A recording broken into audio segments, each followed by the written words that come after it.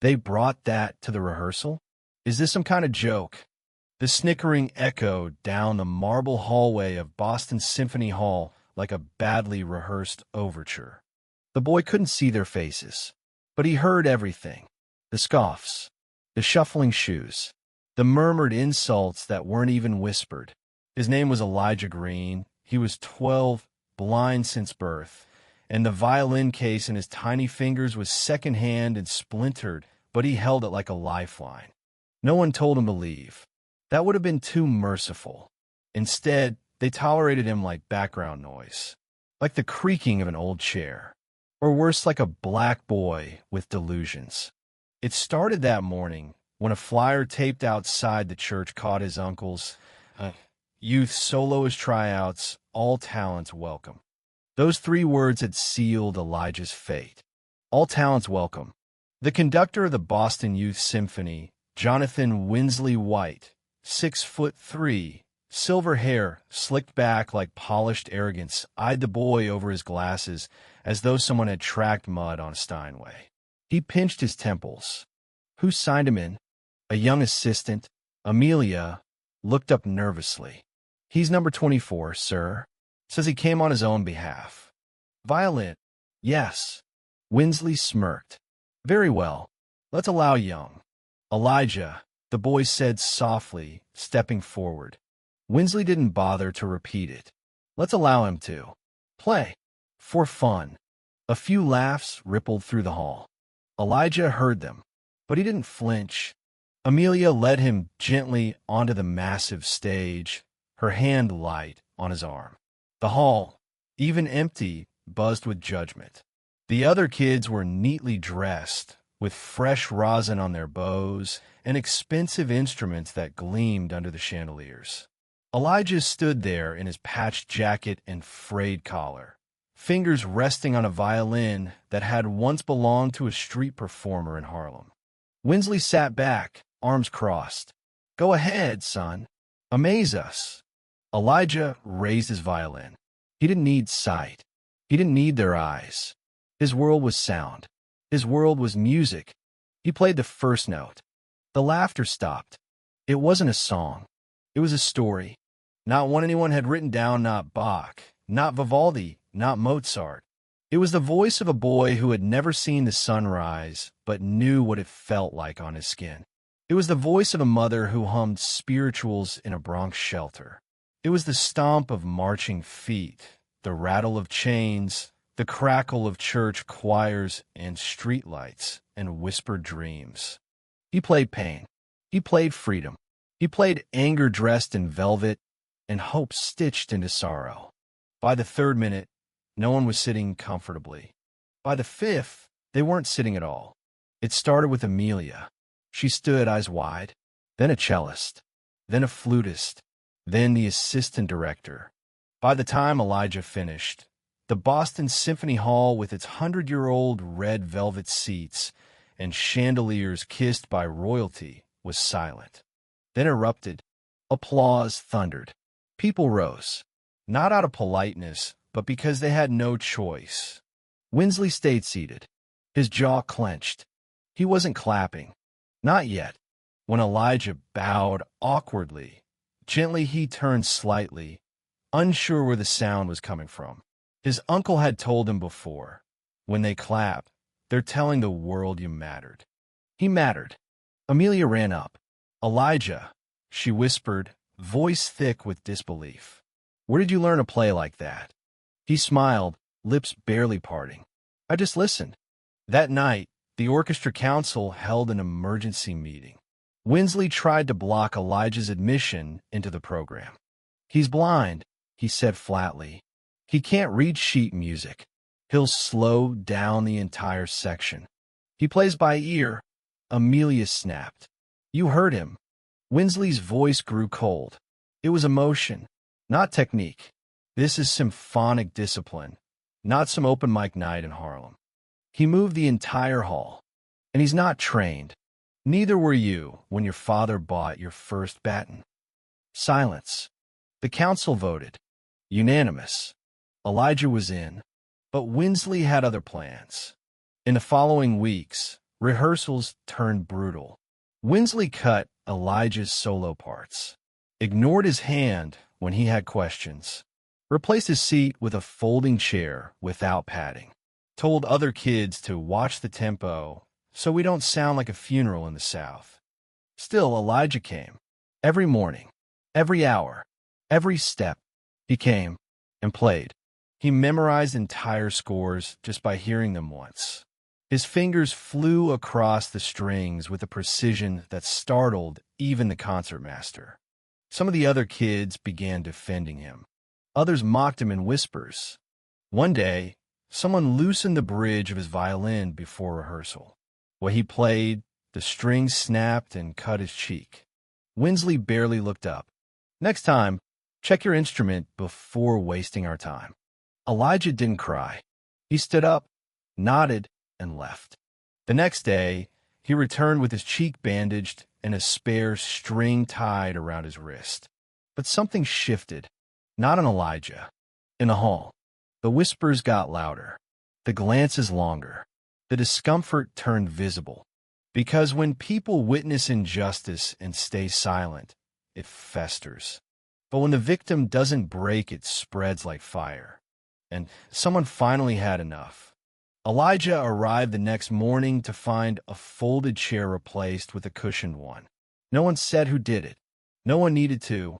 Amelia gave him a silent smile, a little longer than usual, as she handed him the new rehearsal schedule.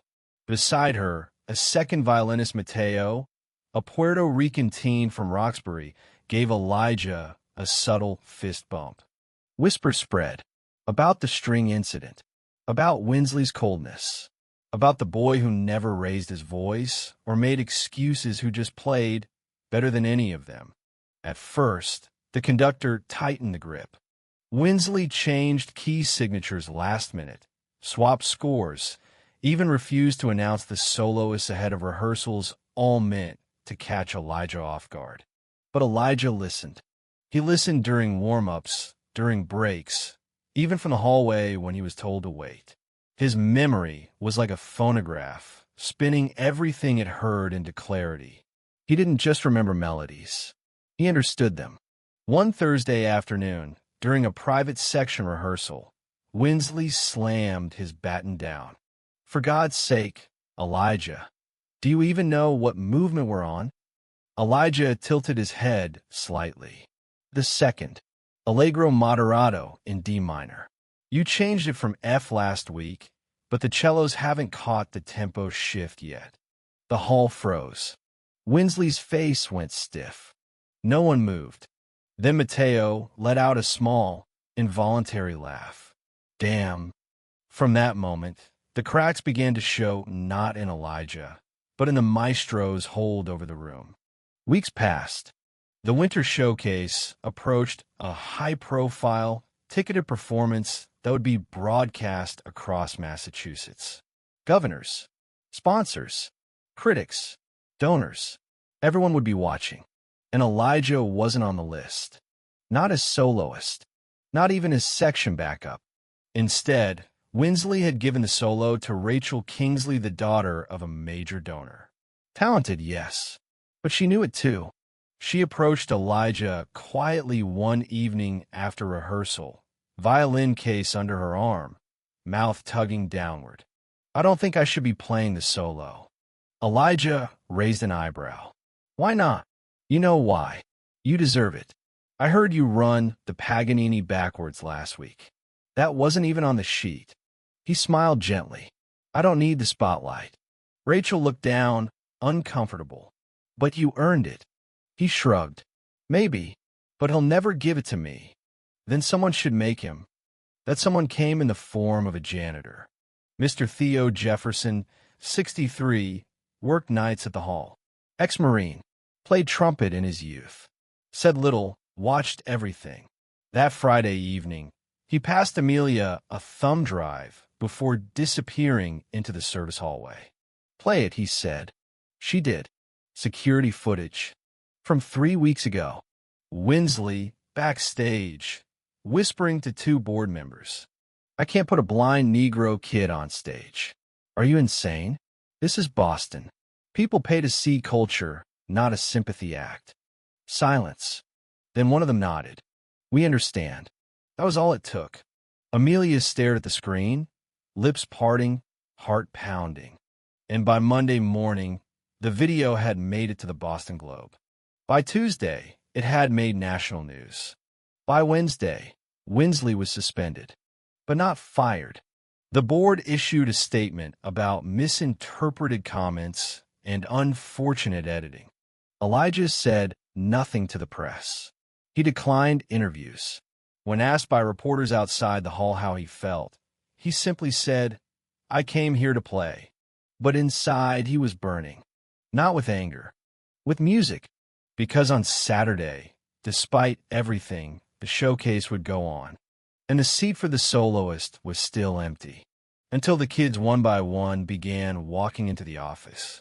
Mateo, Rachel, the lead flutist, 2 of the cello section, even the snobby first clarinet. They all said the same thing. If Elijah doesn't play the solo, we won't perform. The board caved. For one night, at least. The showcase program was changed quietly, without fanfare. No press announcement. No social media blast. Just a name. Elijah Green, violin soloist. The night of the concert, the air buzzed with tension. Every seat filled. Lights dimmed. Backstage, Elijah sat quietly, fingers resting on his violin, his uncle rubbing his shoulder with trembling hands. "You ready, boy? I was born for this," Elijah whispered. He stepped onto the stage.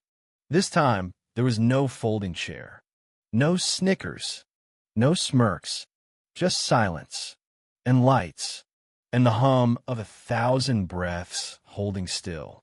He played, not for applause, not for revenge, not even for recognition. He played for every kid who'd been laughed at in music class, for every child told they were too different to belong, for every blind boy who heard more in the silence than the world ever gave him credit for. He played Gershwin's Rhapsody in blue transposed and rearranged by memory. He played it like a sunrise over a sleeping city, like a scream in a cathedral, like the truth you can't unhear. When the final note rang out, there was a beat of silence longer than it should have been. Then the first clap, then another, then hundreds. Then the entire opera house rose like a wave, all at once. Standing, clapping, weeping. Winsley watched from the shadows of the wings, arms crossed. He didn't clap, but he didn't stop them either. After the show, the mayor asked for a photo. The governor sent flowers. Berkeley offered a scholarship, and a blind boy from a shelter in Dorchester became the face of music's future. But Elijah? He just smiled and asked quietly, "Can I go home now?" That night, as the city slept and news anchors buzzed about the boy genius, Elijah sat on the church steps with his uncle, violin on his lap. "You think they'll remember me tomorrow?" he asked. His uncle looked at him. "No," he said honestly, "but you didn't play so they'd remember your name. You played so they'd never forget your sound." Elijah nodded, then lifted the violin and played again. Elijah's name was on every music blog by sunrise, but not just for his playing, for what he represented. They called him the blind prodigy, the boy who shook Boston, a violinist who played what we forgot to feel. By Monday morning, 3 conservatories had called the church, asking for interviews. Berkeley wanted him to join their junior masterclass. Juilliard sent a representative all the way from New York. But Elijah, he just wanted practice. Fame, like sight, was something he had never known and never craved. He didn't know how to be admired. He only knew how to listen. And listening told him the world still didn't see him. Not truly, because for every article praising his genius, there were comments. Let's be real, it's all just for show. They only let him play to avoid a lawsuit. Blind and black? Of course they gave him the stage. Elijah never read them, but Mateo did. And one afternoon, as they sat alone after rehearsal, Mateo asked, Does it ever make you mad? Elijah tilted his head. What? That they can't love you without first doubting you? Elijah was quiet for a long moment. Then he said, music never doubts me. It never asks what color I am. It just asks if I'm listening. And he was. Every day. With Winsley suspended, the interim conductor, a Korean-American maestro named Soo-Jin Kim, brought a new energy to rehearsals. She was strict but fair. She worked Elijah hard, made no exceptions. She pushed him further than anyone ever had. Elijah, she'd say sharply, you're flat. Again, use your diaphragm. You have the note, now fight for its shape. And he did. Kim began including him in everything. Chamber groups, quartets, even joint duets with other rising stars. But the pressure grew, because some people weren't clapping anymore. Some donors pulled their funding. Some parents whispered at pickup, he's taking opportunities from more qualified kids. Even Rachel, the girl who gave up her solo, told Elijah that someone had defaced her locker. Race traitor, it read, in red marker. She didn't cry, but she quit 2 weeks later. I love music, she told Elijah quietly, but I don't want to fight this hard just to play. Elijah understood, but he stayed, because something inside him knew. If he left, the door might close behind him. Forever. 2 months later, a letter arrived. Official. Embossed. An invitation. The Carnegie Rising Talents Showcase, New York City. Only 5 youth musicians across the country were selected. Elijah was one of them. The others were from prestigious academies. One had played for the Pope. Another had a TED Talk. All cited. All white. He told his uncle, who nearly dropped the envelope. New York? Carnegie? Boy, do you know what this means? But Elijah only nodded once. It means I better start practicing. The weeks flew by. The pressure mounted. Kim drilled him relentlessly.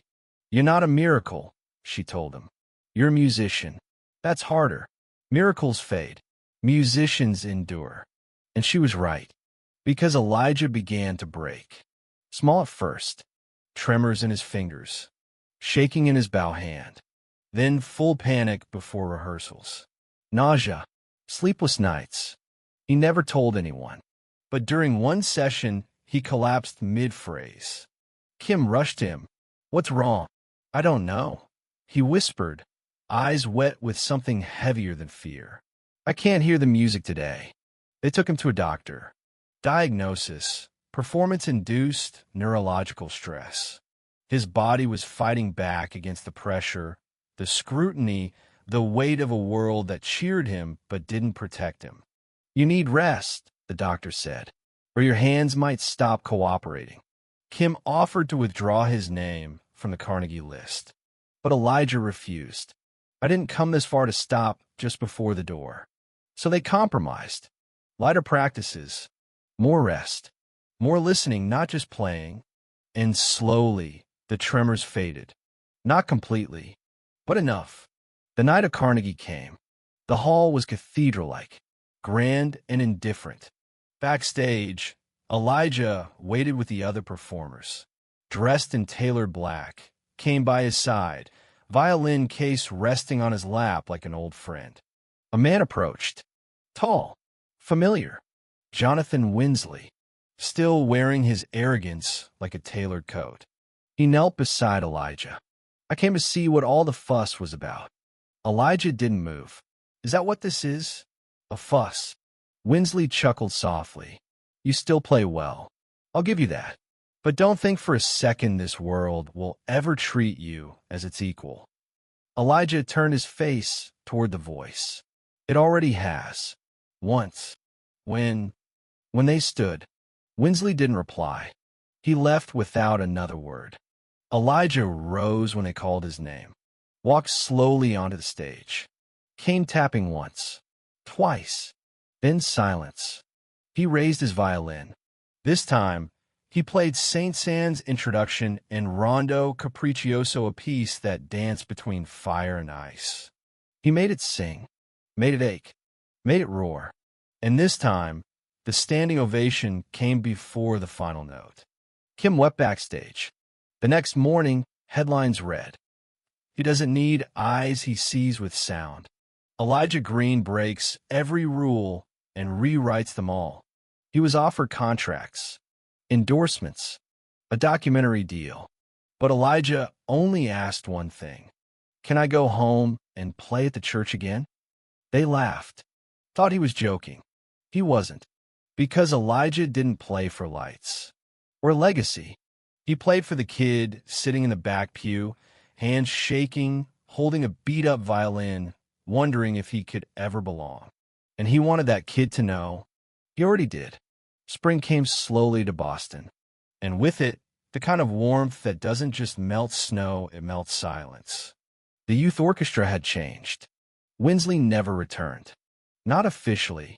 He retired quietly, citing health concerns, though everyone knew the truth. He had been replaced, not by a scandal, but by a sound. The sound of a blind boy making the world listen. Maestro Soo-Jean Kim stayed on. Permanently.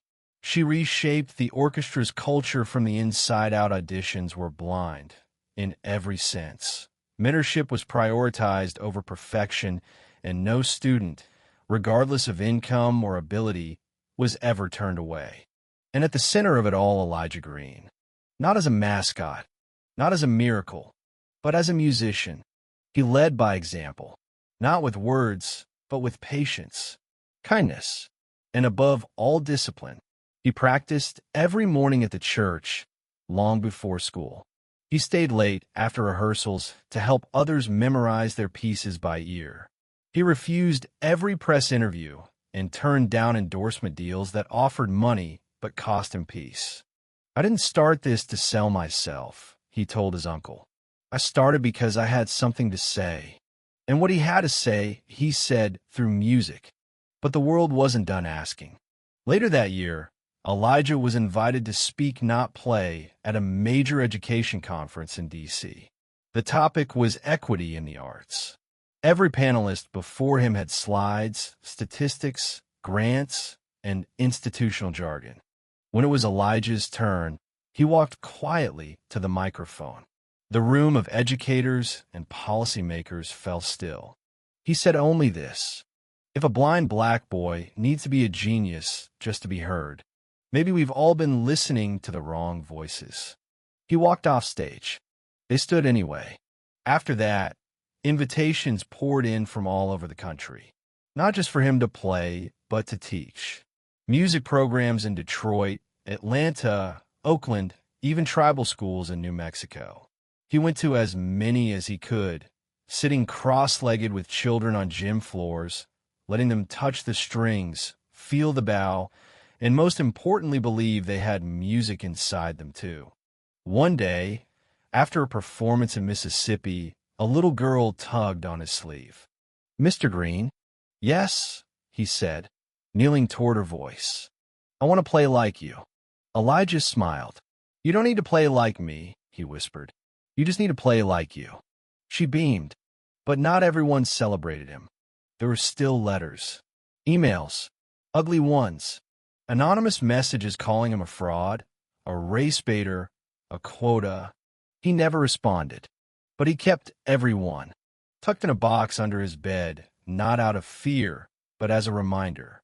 Because the more they tried to shrink him, the more he expanded. Years passed. By the time Elijah turned 17, he had performed on 6 continents, headlined 3 youth orchestras, and had a full ride offer from Juilliard. But the night before his audition, something happened. His uncle, who had raised him since his mother died, collapsed while locking up the church. Stroke. The hospital said it was mild, but Elijah canceled the trip to New York anyway. "You don't have to do this," his uncle rasped from the bed. "You earned that stage." Elijah held his hand. "So did you, and you never left me behind." He stayed. Juilliard understood. They deferred his offer. In the months that followed, Elijah played smaller halls, local fundraisers, and church events, nothing glamorous.